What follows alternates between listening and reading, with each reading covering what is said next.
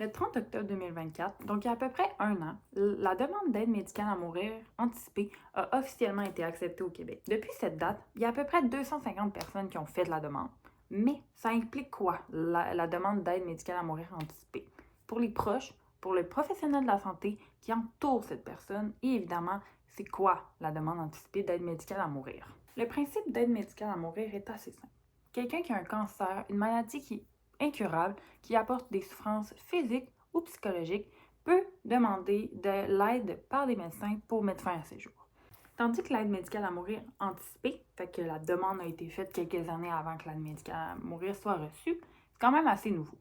Qu'est-ce que ça va faire? C'est qu'une une personne qui vient de recevoir un diagnostic de maladie qui va le rendre inapte. Fait que inapte, c'est vraiment quelqu'un qui est plus capable de gérer sa propre personne et ses biens.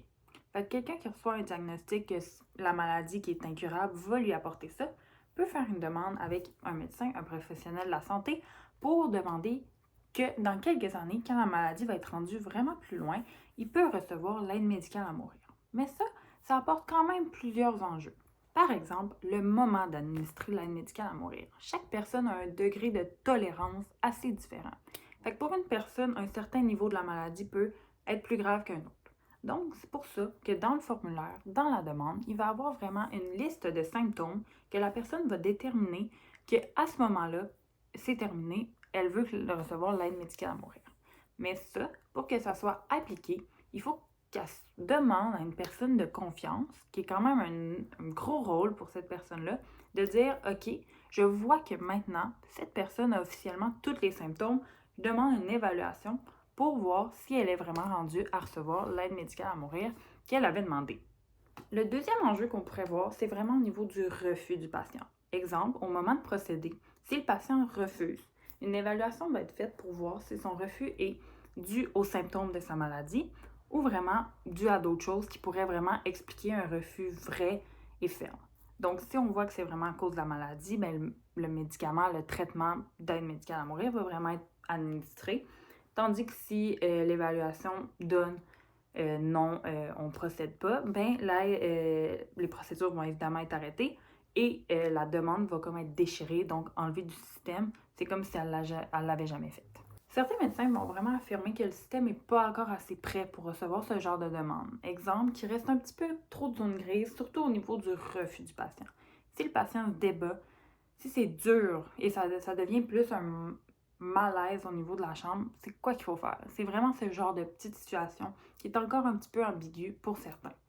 Tandis que d'autres vont vraiment affirmer qu'au niveau du diagnostic, quand le patient reçoit ce diagnostic quand même assez dur, il y a quand même un soulagement de voir qu'il peut faire cette demande, puis que ça va y enlever un fardeau qui ne va pas finir à pu être conscient de ce qui se passe autour de lui malheureusement, parce que oui, certaines maladies vont vraiment les rendre plus conscients de ce qui se passe, vraiment assis dans une chaise à attendre que le temps passe. Personnellement, je suis pour l'aide médicale à mourir. Je trouve que c'est quand même une belle façon de soulager les gens qui reçoivent des diagnostics assez difficiles, de pouvoir leur laisser un certain contrôle sur leur fin de vie quand ils sont adultes. Ça fait des années qui ont le contrôle de leur vie et dans quelques mois ou quelques années, ils vont tout perdre, ce contrôle-là.